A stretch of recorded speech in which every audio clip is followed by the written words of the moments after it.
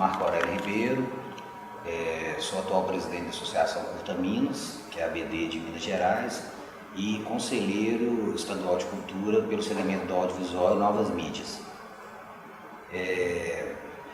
Com relação à questão da lei, né, da gente ter atingido o teto da captação, tem alguns pontos positivos nessa história, né? A gente não pode negar isso, que é o fato realmente da gente ter atingido esse teto.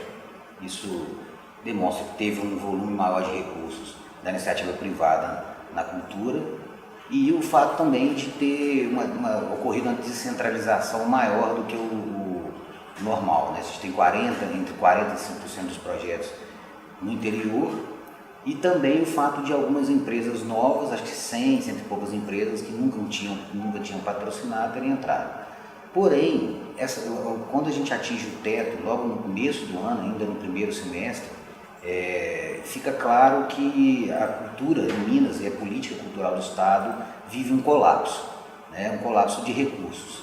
A gente não pode avaliar uma política cultural somente por um mecanismo, né? A gente tem que entendê-la como um todo. A lei é um mecanismo, nós temos vários outros. Com relação a essa questão de patrocínio mesmo, né, que é o dinheiro que circula na cultura via Estado, a gente vê que tem um problema sério quando a gente atinge essa captação.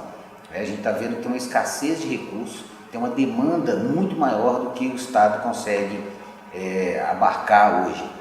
Então, o que a gente precisa pensar quando eu falo nesse mecanismo, a gente tem, por exemplo, um fundo estadual de cultura, que é um fundo muito frágil, um fundo com muito pouco recurso, que talvez seja o mecanismo mais importante do que a própria lei.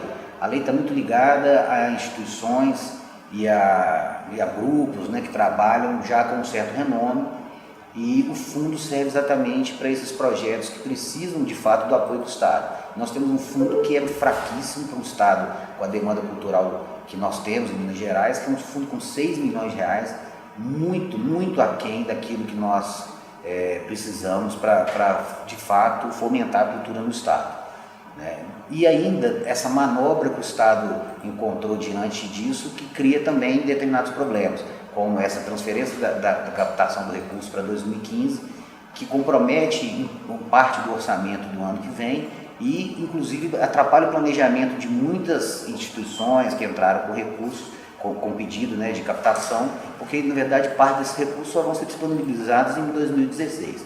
Então isso cria aí um hiato, né, isso atrapalha todo um planejamento, e então assim, uma manobra um pouco arriscada e que no meu entendimento compromete o recurso. Nós precisamos ampliar, na minha concepção, no meu entendimento, ampliar o teto da lei e repensar de forma séria a política cultural do Estado, principalmente com relação às ações de interiorização e aos recursos do fundo, né, que hoje são insuficientes. Precisamos também rediscutir essa relação do Estado com seus próprios mecanismos, né? Então, o Estado é um captador, sim, na lei estadual.